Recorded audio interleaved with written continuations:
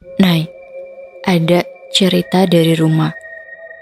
Bu, sepertinya niat Mbak Kakung untuk menghariskan kodamnya pada anak cucu kita bukanlah omong kosong.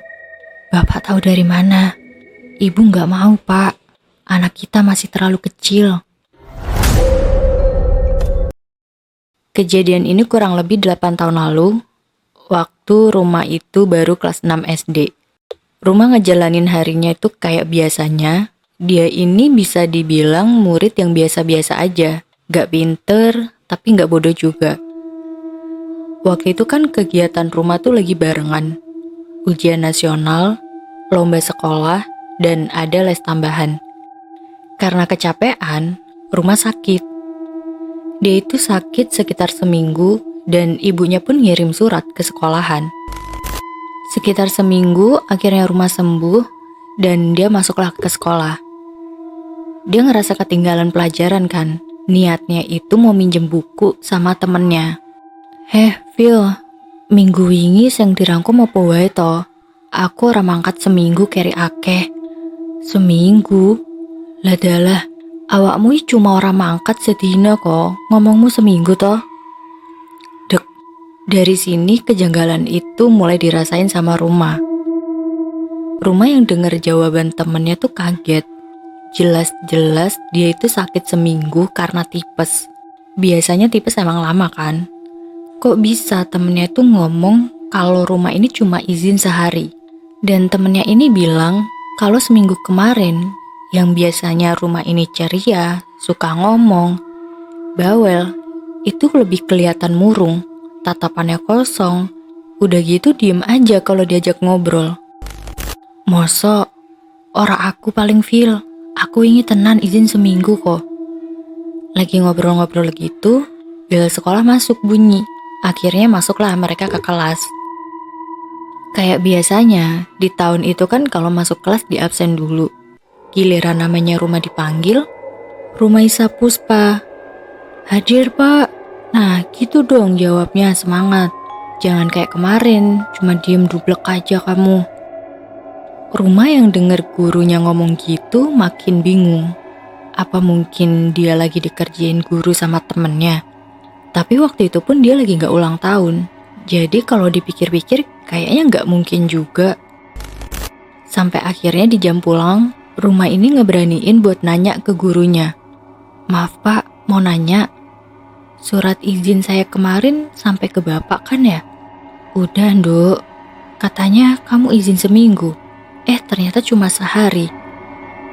Lagi-lagi Rumah yang dengar itu, gak mungkin kan gurunya bohong. Bahkan gurunya ini tuh sampai ngeliatin buku absennya dan emang bener kalau dia itu cuma izin sehari doang.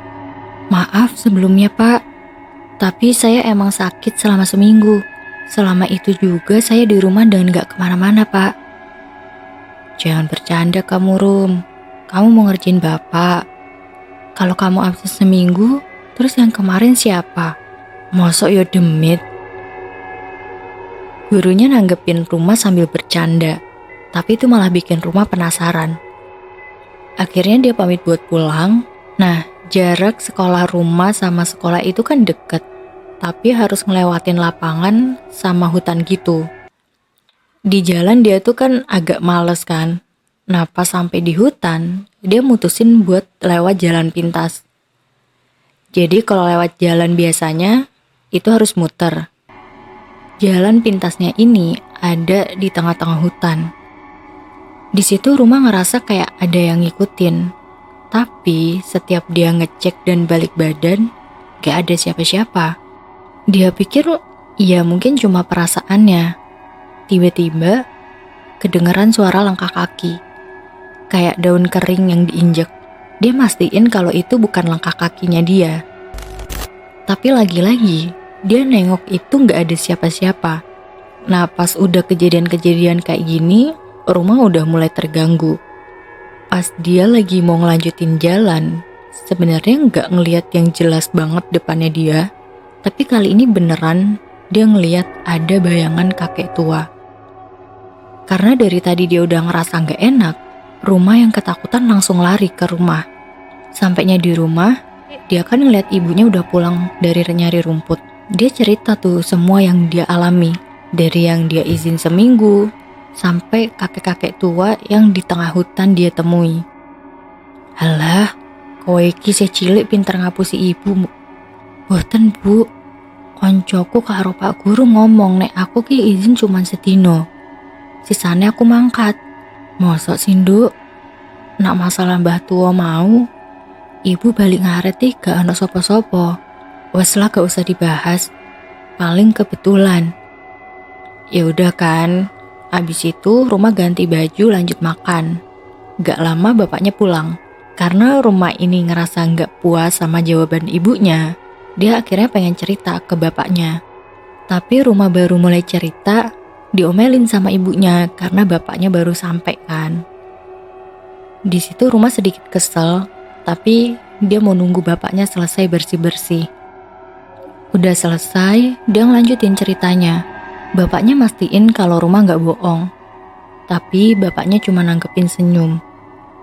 Rumah yang lagi-lagi kesel gak dikasih solusi sama orang tuanya, bapaknya ini mulai nanya, awakmu weruh raine mbah tua kuwi sapa nduk?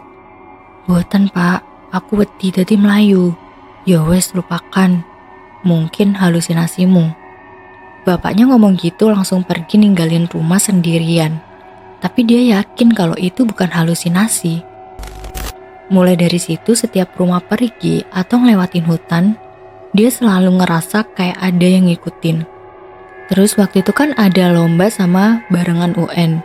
Rumah bilang ke gurunya, dia minta ganti jadwal gitulah. Tapi gurunya tuh gak bisa ganti karena tanggal ini udah ditentuin. Rumah kan sedih gak bisa ngikutin lomba. Dia ngedumel gitu. Sampai dia itu dapat bisikan, "Boten napa-napa nduk Cak Ayu. Taksih wonten Mbah Kakung, mboten sah sedih." Suaranya tuh lirih, gak terlalu kedengeran, tapi jelas serumah denger.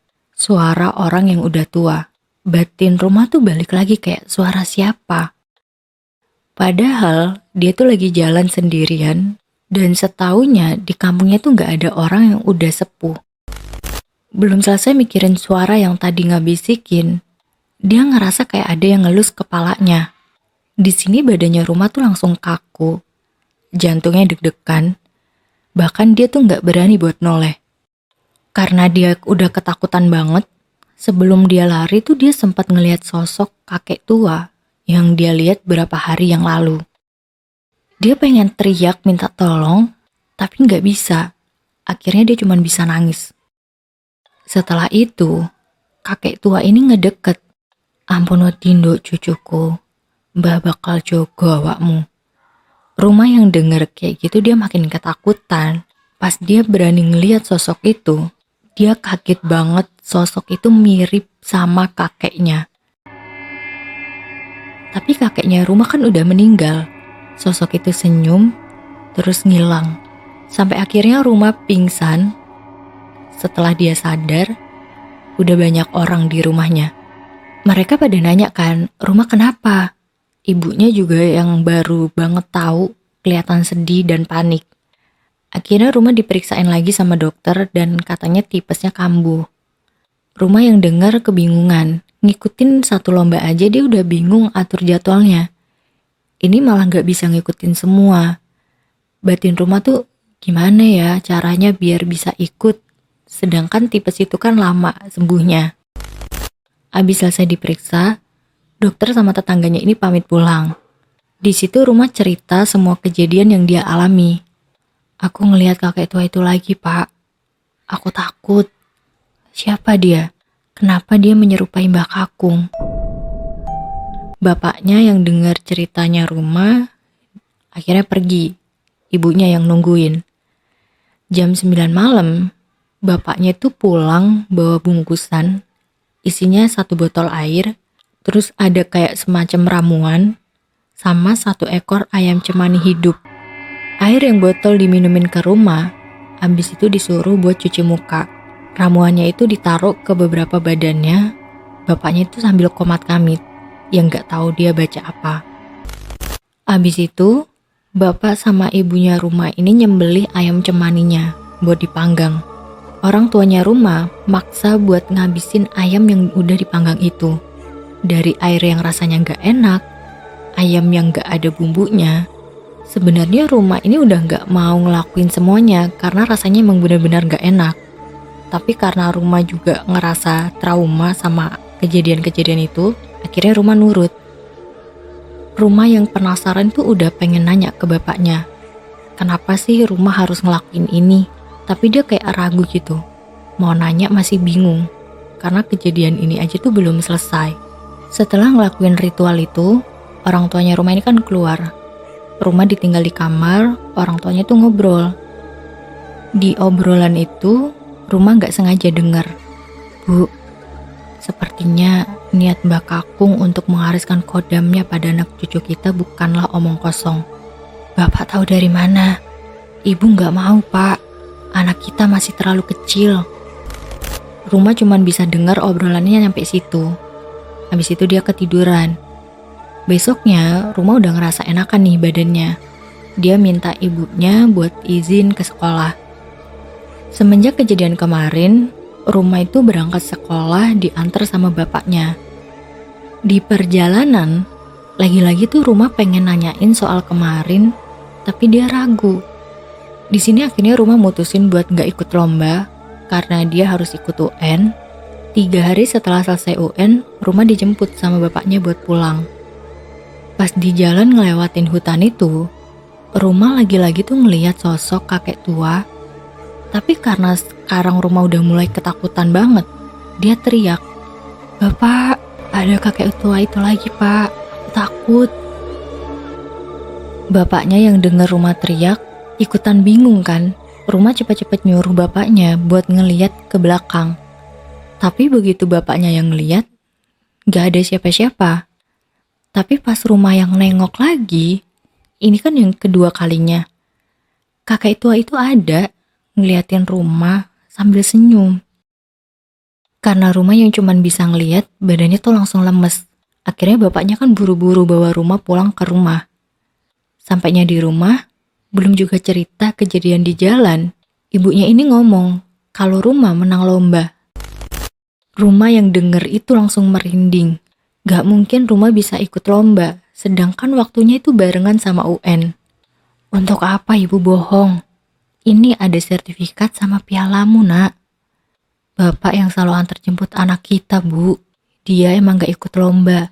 Dari sekolah kita langsung pulang ke rumah." Ibunya yang dengar itu, suasana rumah langsung hening. Akhirnya ibunya Rumah nyuruh buat masuk ke dalam dan makan. Di meja makan itu Rumah ngeberaniin diri buat nanya, karena Rumah ngerasa harus tahu. "Pak, tadi malam Rumah gak sengaja dengar obrolan Bapak sama Ibu. Maksudnya apa, Pak?" Sebenarnya orang tuanya Rumah kan belum mau ngasih tahu. Tapi kayaknya Rumah emang harus tahu, takutnya nanti malah kondisi fisik dan kesehatannya itu kan menurun. Dia bisa sakit lagi kan. Akhirnya dijelasin lah sama bapaknya, kalau Rumah cucu yang dipilih Mbah Kakung buat ngewarisi kodamnya. Mereka gak ada yang tahu jenis apa, tapi sosok ini selalu ngebantuin kalau Rumah lagi kesusahan. Jadi ceritanya, bapaknya Rumah ini anak terakhir dari 6 saudara. Bapaknya nikah waktu umurnya Mbah Kakung itu sekitar 82 tahun. Mbah Kakungnya pernah bilang, kalau cucu terakhir selama dia hidup, dialah yang akan mewarisi semua peliharaannya, dan itu adalah Rumah. 5 tahun setelah Rumah lahir, Mbah Kakungnya meninggal. Dulu, sebelum meninggal Mbah Kakungnya ini tuh sempat sakit. Sakit orang tua pada umumnya, tapi kalau dilihat pakai mata orang biasa, raga Mbah Kakung ini udah gak kuat, tapi ruh atau jiwanya tuh masih pengen Mbah Kakung hidup. Karena gak tega ngeliat Mbah Kakungnya kayak gitu, akhirnya anak-anaknya tuh nyari cara biar Mbah Kakung itu bisa pergi dengan tenang. Setelah nyari info dari sana-sini dari orang pinter, mereka nyaranin kalau salah satu anak dari Mbah Kakung harus mutih selama 40 hari dan tidur pakai alas daun pisang di bawah tempat tidur Mbah Kakung. Dari ke-6 anaknya semuanya tuh nolak, kecuali bapaknya Rumah. 40 hari udah selesai, semua udah dilakuin bapaknya. Pas di malam ke-40, bapaknya rumah itu mimpi didatengin kakek-kakek tua dan di situ ada macan putih. Gimana? Apa kamu percaya?